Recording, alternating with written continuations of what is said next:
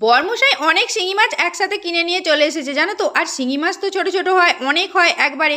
তো মাছগুলো কি করব, নানা রকমভাবেই রেসিপি বানিয়ে খেতে হবে। একঘেয়ে মাছ রান্না করলে তো কারুরই মুখে আর লাগবে না, তাই না বলো? রোজ রোজ কাঁচকলা আলু পেঁপে দিয়ে ঝোল খেতে খেতে বোরিং হয়ে গেছি।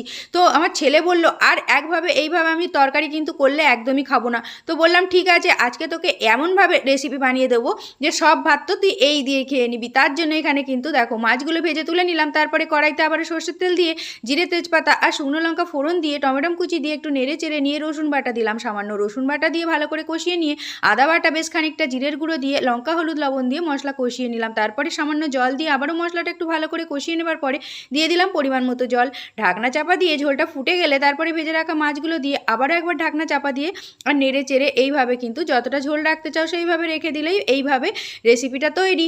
আর এইভাবে গরম গরম ভাতে জাস্ট শিঙি মাছের ঝোল খেয়ে রাখো। ভালো লাগলে ভিডিওতে লাইক আর সাবস্ক্রাইব করতে একদম